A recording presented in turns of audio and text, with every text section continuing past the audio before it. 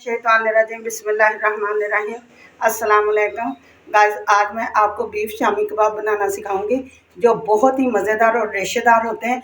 जिसके लिए मैंने 1.5 किलो लिया है बीफ का बोनलेस गोश्त लिया है, जिसकी मैंने बड़ी बड़ी सी ये देखें इस तरह से बोटियाँ ली हुई हैं, छोटे वाली नहीं हमने करवाई। उसके लिए मैंने ये लहसुन अदरक का पेस्ट लिया है 2 से 3 टेबल स्पून, 5 से 6 सब्ज़ मिर्चें ली हैं जिनको मैंने बारीक चॉप कर लिया, 2 मैंने दरमियाने साइज़ के प्याज लिए हैं जिनको मैंने काट लिया है। आइए बनाना शुरू करते हैं।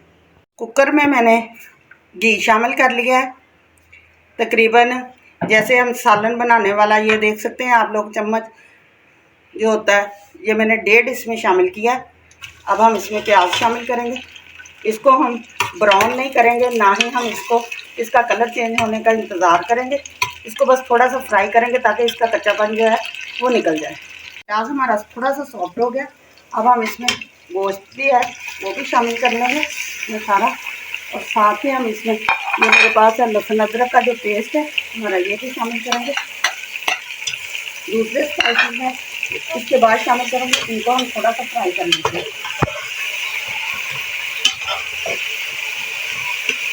तेज हो चुका है, अब हम इसमें सब्ज़ मिर्ची शामिल करेंगे और साथ ही हम इसमें 1 टेबल स्पून कुटी हुई गड़ा मिर्ची जो है वो शामिल कर लेंगे। 1 टेबल स्पून ही हम इसमें सुरख मिर्च का पाउडर शामिल करेंगे। नमक शामिल करेंगे, 1 टेबल स्पून भरकर हम इसमें नमक शामिल करेंगे। धनिया पाउडर जो है वो हम इसमें 1.5 टेबल स्पून जो है शामिल करेंगे। 1.5 टेबल स्पून ही हम इसमें जीरा पाउडर शामिल करेंगे, भुना हुआ कुटा हुआ। इन सारी चीज़ों को हम अच्छी तरह से फ्राई कर लेंगे। ये गाइस मैं भूल चुकी थी, ये हम हल्दी पाउडर थोड़ा सा शामिल करेंगे ताकि इसका जो कलर है वो थोड़ा सा गोश्त का चेंज हो जाए, वो ब्राउन से थोड़ा येलो की तरफ आ जाए।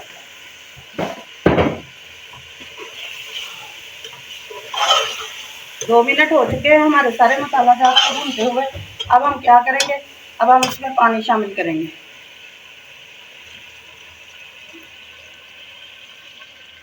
तकरीबन 80% गोश्त को जो है हम गिला लेंगे अच्छी तरह से।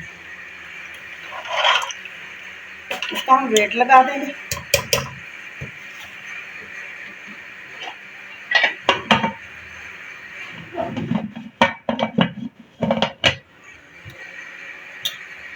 ये 20 मिनट मैंने लगाए हैं, ये आप देख सकते हैं।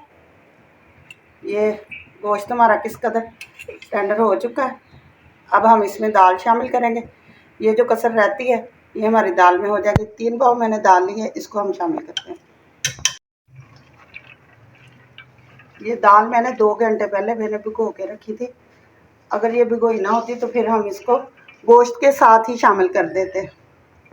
गाइस इस टाइम पे आके हम काली मिर्च पाउडर जो है वो शामिल कर देंगे, और मैंने साबुत गरम मसाले नहीं शामिल किए क्योंकि वो जब पीसते हैं तो बड़ा मसला बनता है। आप भी बेशक शामिल करें ना करें।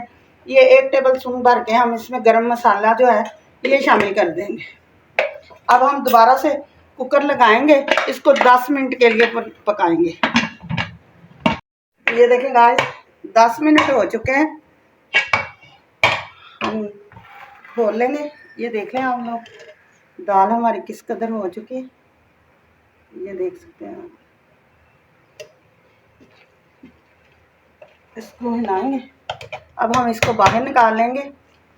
मेरे पास चॉपर नहीं है, कुंडी डंडा है। कुंडी डंडे में मैं इसको पीसूंगी। आपके पास अगर चॉपर है तो इसको ठंडा होने के बाद चॉपर में डाल के इसको चॉप कर पीस लें। ये देखिए गाइस, ये शामी कबाब हमारे बनकर तैयार हैं। ये आप देख सकते हैं। आप कबाबों का कोई भी साइज़ रख सकते हैं। ये मैंने 2 तरह के साइज़ बना के आप लोगों को दिखाए हैं, ये देख सकते हैं आप। ये मैंने वैसे ही बनाए हैं, इनको हम स्टोर करेंगे। और ये मैंने बना लिए हैं, इसमें मैंने धनिया और पुदीना शामिल किया है, ये देख सकते हैं आप। इनको मैं आपको फ्राई करके दिखाऊंगी। पहले मैं आपको बताती हूँ कि कैसे हमने इनको फ्रीज़ करके रखना है। ये देखें, ये इस तरह का आप एक रैप लें, इसमें ये हम कबाबों की तह लगा देंगे।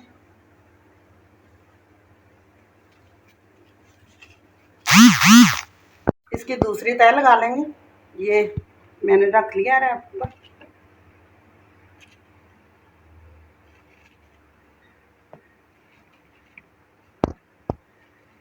अब इसके ऊपर इसी तरह से हम जितनी भी तह लगाएंगे इनके ऊपर एक शीट लगा के फिर हम रखते जाएंगे और इनको अच्छी तरह से टाइट करके बंद करके हम ऊपर फ्रिज में 2 से 3 माह तक भी रखेंगे तो ये ख़राब नहीं होगी और इसी तरह से इसका जायका और टेस्ट जो आएगा वो बिल्कुल जैसे ताज़ी बनाई होती है उसी तरह से आएगा। अब मैं आपको फ्राई करके दिखाती हूँ। इसको हमने अच्छी तरह से फेंट लिया।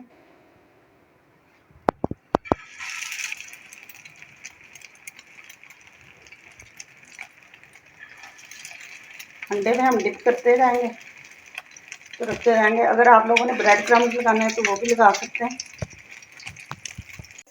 हमने इनकी साइडें जो है वो चेंज कर दी हैं कुछ की। अब मैं आपको पलट के दिखाती हूँ। ये देखिए दोनों तरफ से कितना प्यारा कलर आया है। अब मैं एक बर्तन में डिश में ऐसे ही उतारते जाएंगे।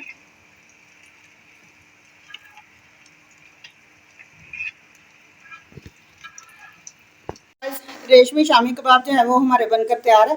आप घर में ज़रूर ट्राई करें। जाने से पहले चैनल को लाइक करें, सब्सक्राइब करें, बेल आइकन का बटन दबाएं, ज़्यादा से ज़्यादा दोस्तों के साथ शेयर करें। मुझे इजाज़त दें। कल फिर एक नई रेसिपी के साथ हाज़िर होंगे। खुदा हाफिज़।